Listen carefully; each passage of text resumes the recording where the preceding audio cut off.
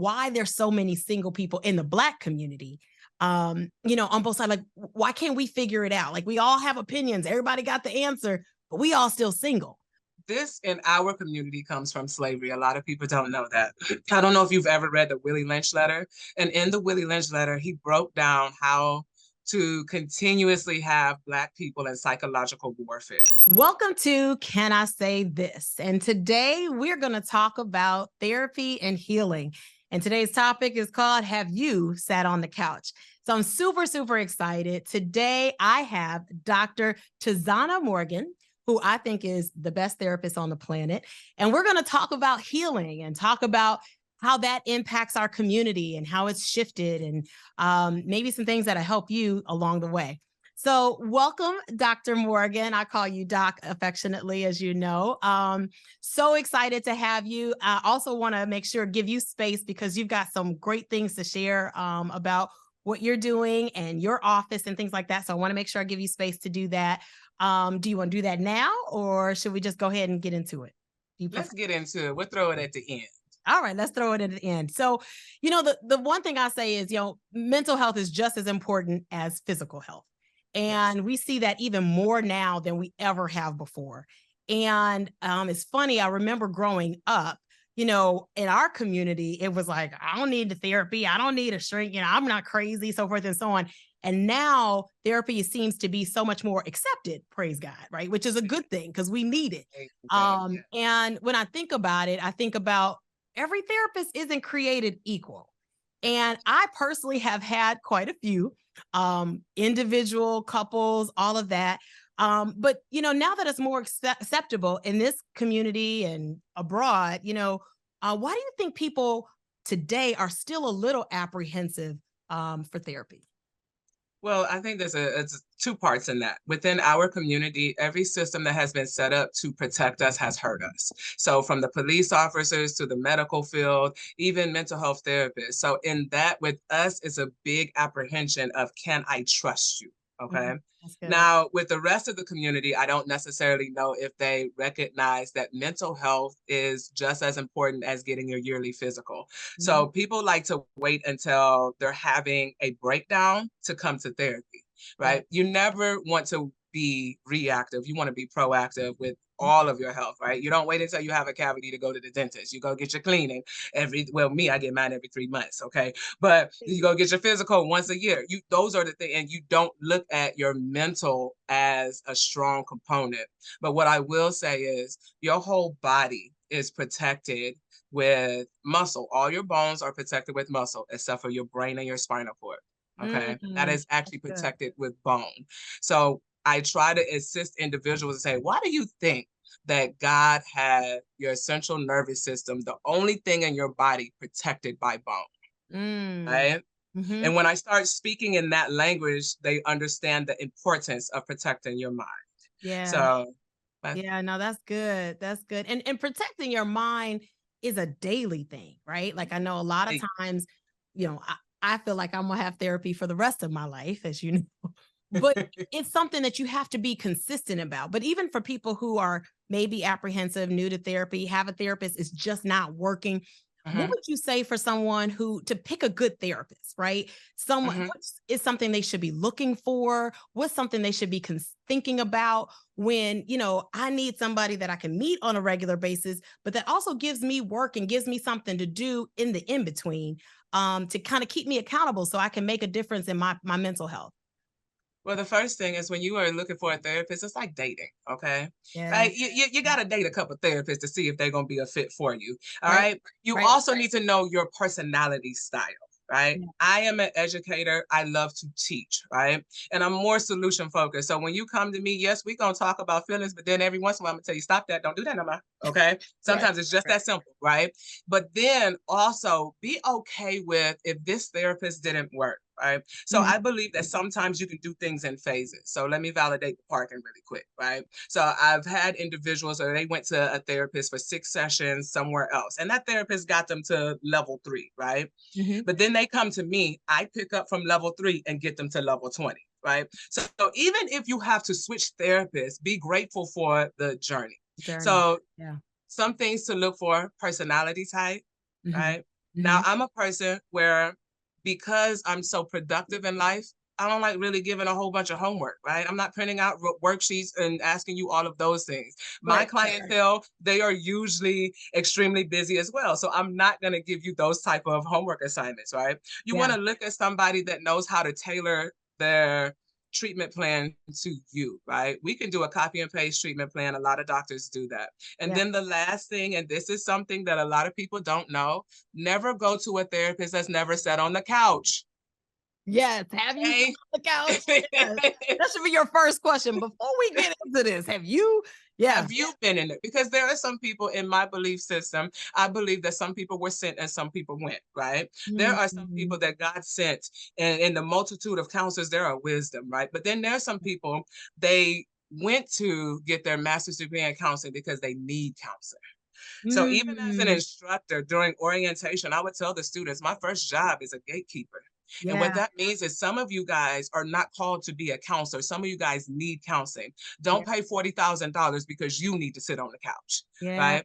And I don't trust any therapist that refuses to go to a therapist, or they think that they are higher than that. Like, I have all of the answers. So that is number one. Make sure that they have sat on the couch before. I love that. I love that. And it's so real because it also in your guidance and I'm not a therapist. That's not my area. I have them, right? But help me along the journey. Like, how do you know? And as a therapist, I guess my question to you is, how do you know if somebody is healed or they're ready to kind of move to the next step or they need to kind of work through some things? Like, what's the indicator of, because a lot of times, I'm dating and a lot of the conversation on the relationship front is, are you healed from that? Are you healed from that? What is and maybe it's different. But how do you know as a therapist, like, okay, they're okay in that area. Let's move to something else. When they say things like, okay, look, I know what I did and I know what you would say, and I did it, right?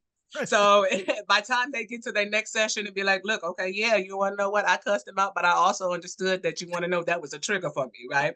That lets me know that you're on the healing journey. We're always going to be elevating and healing, but when you get to the point where you are able to solve your own problems, then we have made significant progress. I love that. I love that. Able to solve your own problems, recognizing the trigger, knowing what it is, calling it for what it is, and moving forward, and hopefully eventually not doing it again. But I keep telling my clients, I said, y'all gonna keep me in business for a long time, okay? Yes. Well, and so that's a good question too, right? Like, is there a limit to therapy? Is it like, hey, after a year, you shouldn't need a therapist anymore, or after so many years? Because I'm gonna tell you my personal, this, right? I feel like I'm gonna be in therapy for the rest of my life. I have ebbs and flows, and there are different things that I'm like, how do I work through this? Or should I be able to work through this on my own? And is there a time limit to having a therapist? It depends on how traumatic the events are, right? So usually we actually say after about 12 sessions, you should be able to maintain, right? I can't stop life from life, right? Yeah. So what does that mean? Like, let's go back to the original example. I said, hey, with your medical providers, you go at least once a year. That's the maintenance, that's preventative, right? So once you've gotten to the point where whatever has triggered you and led you to counseling and you have healed from that, and remember, that's when you say, look here, I solved my own problem. Right? But maintenance sessions are okay. It can be a lifelong journey because life happens, right? And once you've used all of the tools and let's say something else happens, then come on back. Let's do a maintenance check, right? Me personally, I reach out to my therapist and I pay her 2 hours. I said, you better block me out now, okay? And what I do is just give her an update on life. Yeah. And then she's like, okay, T, you got it. Or you want to know what? All right, this is an area where you know how to work on this. It was a blind spot for you, right? There's nothing wrong with maintenance. Think about a car every 3,000 miles. You get an oil change. Yeah. And I think that's good because I think that a lot of people think like, okay, I've been there long enough, or I've said all I needed to say, or I've shared everything. And it's like, nah, I think, and I guess the question is, why do you go? Right. And I think if we think of it the way you're, just like physical health, right? You go to the doctor once a year, you go to the dentist every 6 months or more. You need to constantly check in because life keeps lifing, right? No, that's really good. I want to take a shift a bit and talk a little bit about relationships. My podcast is not just about relationships, but it is something that is very prevalent. There are a million podcasts out here about relationships. I'd love Mhm. your perspective when I look at how many single people are out here. There's a lot of single people, and there are a lot of people divorcing at alarming rates. I'm just curious of your perspective of the shift now of why there's so many single people in the Black community, on both sides. Like, why can't we figure it out? Like, we all have opinions, everybody got the answer, but we all still single. So what's your perspective of that? And then, of course, also, so many of us are walking away from relationships as well. Yes. So this in our community comes from slavery. A lot of people don't know that. I don't know if you've ever read the Willie Lynch letter. And in the Willie Lynch letter, he broke down how to continuously have Black people in psychological warfare, Mm, right? He talked mhm, about how mothers love their sons and raise their daughters. Where did that come from? That came because women saw their husbands and their children being taken from them, right? mhm, mhm. So we became hardened because we wanted to prepare our daughters to get raped. We wanted to prepare our daughters for their sons to be gone. So that's where the hardness of the Black woman comes from, right? Mm, But then when we had our sons, we coddled them as long as we could because mhm, we knew that the master were going to take them away, mm. right? So Yeah, then now let's bring that forward, right? yeah. Relationships have never been established. Right? What's happening right now is social media is putting everything out in the forefront. It's always been like this. It's always been a high rate of divorce in the Black community and a low rate of marriage, right? Yeah. So we Okay. never had the emotional safety to be feminine women, right? And Black men did not have the emotional safety to be masculine men. And Yeah. what ends up happening? We come from a broken home. Yeah. A lot of people have come from a broken home. Mhm. Then you get into a relationship and you have expectations. Yeah. Those expectations have come from the Lifetime movie network and every single Disney movie out there. You hear me? Oh, Cinderella says you're supposed to chase me, right? But what people don't understand, if you're chasing somebody, that means they're running away. running away. They're running. Okay. Yeah. So we have Yeah. taught women that you are supposed to chase me down, right? So then we don't let the man know that we even like them. Like, you're gonna chase me down, player. Okay, Right. okay, get the Right. calves Right. ready. We running, right? And then with the men, they have not been taught to deal with a woman outside of their mother. So what you notice is during dating, the men have the expectations of their mother versus a Mm. wife. So Oh. you hear things of, my mama did that. And I Mhm. would have to tell them, hey, hey, hey, hey, your mama ain't had no man. That's why she did that. Okay. I That's ain't why she your took mama. out the trash. All right. That's why she was painting and doing the shingles and stuff. She ain't had no man. Okay. That's right. That's But your wife does have a man, right? right. So Right. removing those expectations or even identifying where they came from. Yeah. So when I'm doing couples counseling, I need to get to the root of one, who taught you about a relationship? Mm. Need Mhm. to know where to dismantle some thoughts, Mhm. okay? And Mhm. then what are your expectations? And then we can get into something realistic for your relationship. Yeah. Be very Yeah. surprised with us, all of our stuff is really stemming from unhealed trauma from slavery. That's so good and deep. And it makes you ask yourself, because then the other piece that you hear all the time is this feminine energy, or you got masculine energy, and and where does it come from, and Mhm, how do you shift, how do you make the mhm, change? And I know I'm always like trying to check myself, like, am I in my feminine energy, am I doing it right, am I considering all mhm. these things? And knowing where it comes from allows you to kind of make the shift and be aware, so you can make those changes. So that's really good.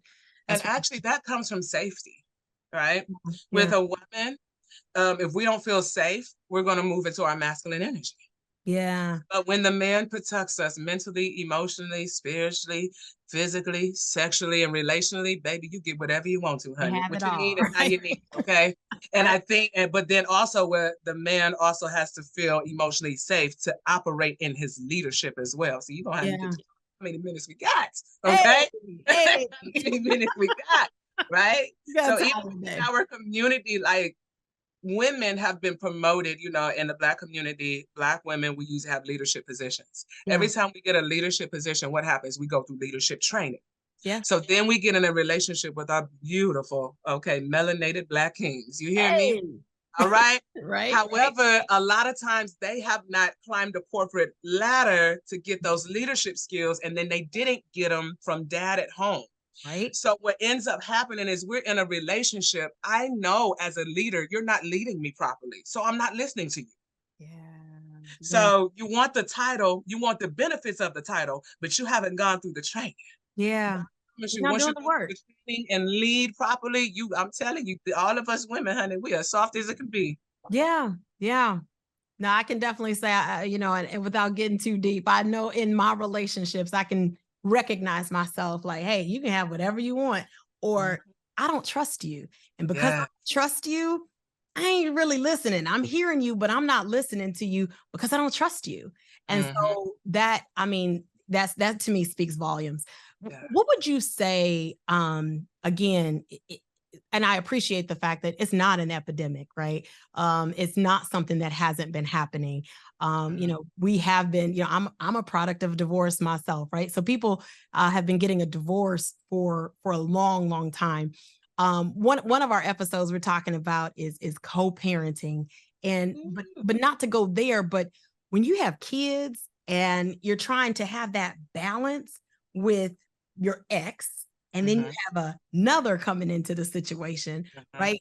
That's a whole nother monster. Like how to make everybody comfortable with their role. And everybody like, hey, we're going to do this. And everybody says it's for the kids, but we all get in our feelings. And so, like what's some advice you would give in a short, right?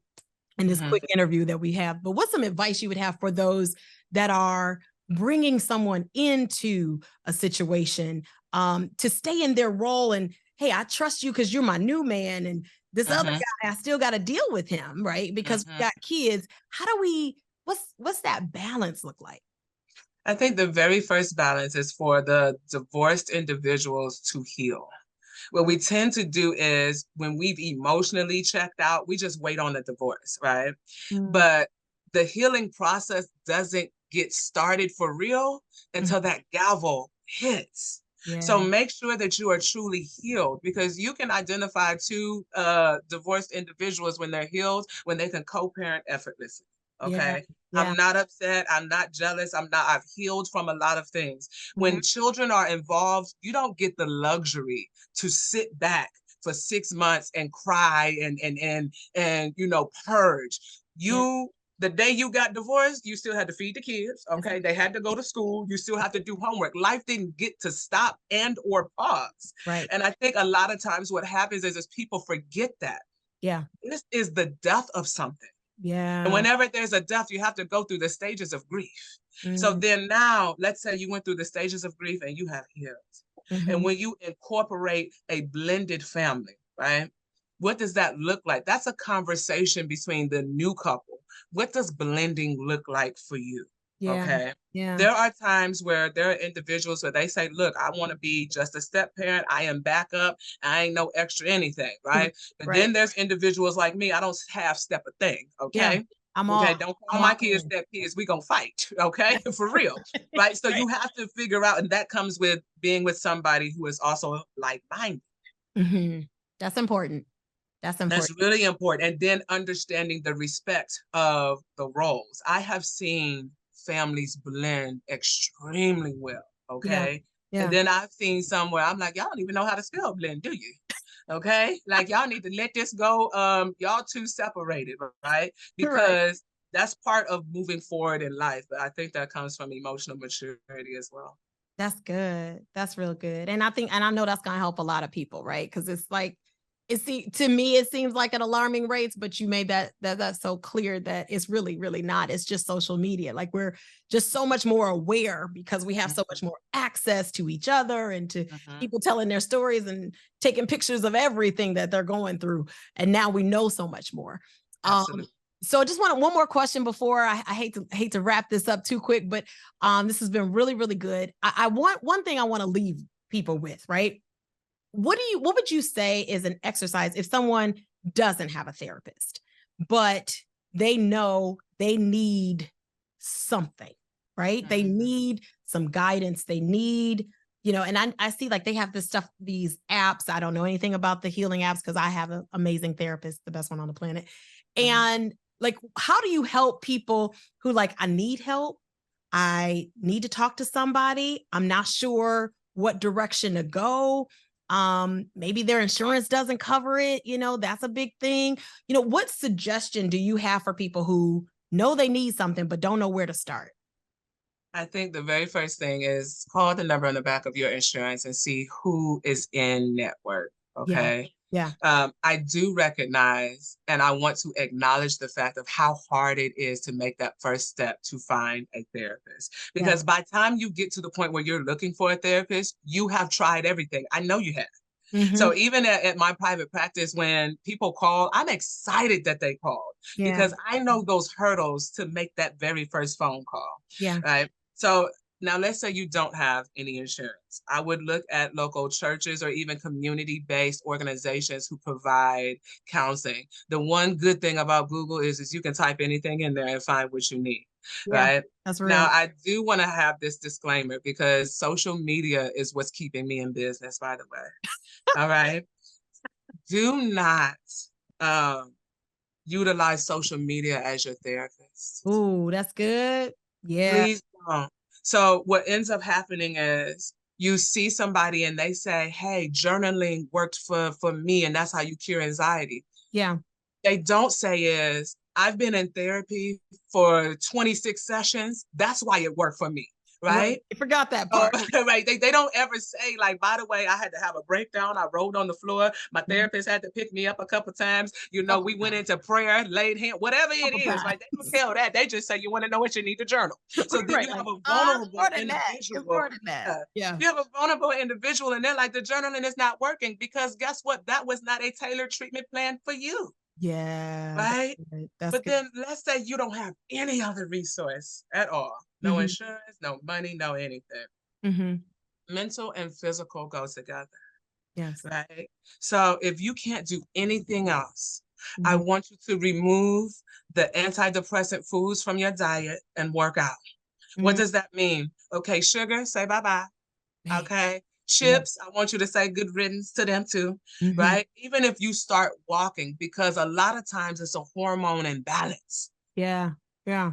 Okay. And then if you're battling with sadness, the number one antidepressant is the sun.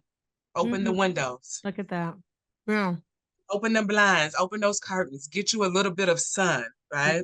Yeah. So until you are able to get into a therapist's office, those are some of the things that I would tell you to do. Because I tell my clients that if you're sad and you have anxiety, I'm going to ask you, hey, how many cups of coffee you had? Yeah. Okay. People don't know coffee is a depressant. Okay. Alcohol is a depressant. Okay. So what is it going to do? You're going to have you up, but baby, you getting ready to come on down. All right. Yeah. So assess the things that you are eating. Right. And then for my Black people, I understand. We love a good soulful meal. Okay. Hey, yeah, we get into the holidays. You about to take my soul food away too? Hey, yeah, I'm gonna have to hit y'all with that. Some of the soulful meals, okay, are depressants, baby. They're not good for you. Yeah. Right. Yeah. So even if you change the way that you eat and start walking 5,000 steps within 2 weeks, you could feel different. That's good. That's good. I think don't give up. That's so huge because a lot of, and I know we don't have time to go into that, but man, most of our problems is because of the food we're eating, right? And I know I have a friend, she's so good at cutting sugar, and she came to my house once and she was like, this has got too much sugar, this has got too much. I'm like, get out. I ain't ready. I'm not ready. But I hear you. And little by little, step by step, you get there, right? But that's really, really good. Sun and cutting your foods and getting that exercise and walking and taking control so that you can have your best mental health as well as your physical health. So that's amazing. So Doc, tell them a little bit about some of the wonderful things you're doing and your office, where you're located. And I believe you also have a new business, right? I would love to hear a little bit about that. Can you tell us about that too before we wrap up? Let me tell you, girl, the Lord be using me. All Hey. right. So my private practice is called Wings of Virtue Counseling and Research Institute, and it's a place for restoration and healing. I have a family model at Wings of Virtue. What does that mean? We family. You know how you go to your mama house, that side door is open. Yeah. That's how it is at the office, right? Every single last one of my clients know that they are family. And what does family mean? Family means I'm gonna correct you. Okay. I'm gonna put you in your place. Okay. I'm gonna give you a hug while you're at it. Right. So we are actually located in Southfield, Michigan. The easiest way to contact us is at area code 248-327-6099.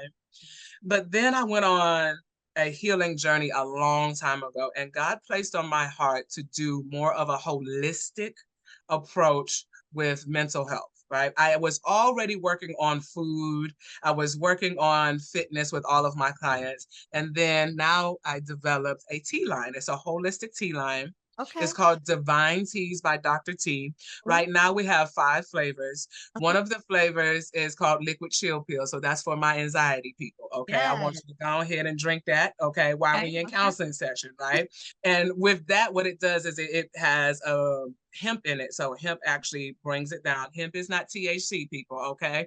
All right. So then for my depressed people, I have a chai tea. Right. And that has a little bit of an upper in it. So it kind of brings you at a mellow level. So in counseling sessions, we offer the tea, and they're drinking the tea while getting their healing. And we've noticed phenomenal results. I do have one that's named after my late sister. It's called Valentina's Blend. Oh, love that. And it is a pineapple ginger snap. And that's actually my bestseller. It's like a detox tea. And when I tell you, they sell like hotcakes. Yeah. Uh, my favorite is actually called When Life Gives You Lemons. It is a very bold lemon tea. Okay. Okay. I love that one. That's why it's in a gold container on my website. All right. Okay. Okay. And Love it. then I have a new one that's getting ready to launch in a couple weeks. It's actually called Midnight Snack. I'm telling you, it's a guilty pleasure. It's a strawberry coconut blend like none other. I had the girls at Okay. the office try it, and they said, "Oh, so you want me to cuss at you?" Now you know, if you in the Black community, that was a great compliment. Okay, That's a good so thing. that was a good thing. So sipdivineteas.com is how you can purchase those teas, and $5 from every sale goes to help individuals pay for counseling services. Oh, I love that. That's Yes, that was one of beautiful. the biggest heartbreaks, is that I've had clients that had high bills, Mhm. uh, and I know that they needed counseling. Oh, Lord, I'm about to cry. And they said, "Doc, I can't pay for my bills, so I have to stop." So I developed this to also assist a scholarship fund where you can apply and have your bill wiped out. So we Mm. see that you're buying, you're assisting somebody with a past due balance, and they can continue their healing journey. That's beautiful. That's beautiful. Oh, I love that. Well, Doc, we're going to put all your information on so people can click the link. We'll make sure it's all connected to socials. We're going to Yeah. blow you up for sure and run and make sure you're sold out. Um, Hey, it definitely, I'm going to get my teas for sure. But I really appreciate you coming and sharing with us. Hopefully, you'll come back and we'll talk some more about healing and our community and some more topics. I really, really appreciate your time. And for the folks out there, I just want to say to you guys, have you sat on the couch? And if you mm, haven't, why haven't you? What's stopping you? There are so many things out there to help you on your journey because, as we said, life will keep life. And so, what are you going to do to make sure that you have the best life that God has for you and that you actually live that out without inhibitants? So, definitely find a therapist, find somebody that you trust, find somebody that's going to make a difference and help you on your journey. And make sure if you haven't sat on the couch that you do. We thank you so much for joining us today on Can I Say This? I look forward to you guys on the next episode. Have a good one.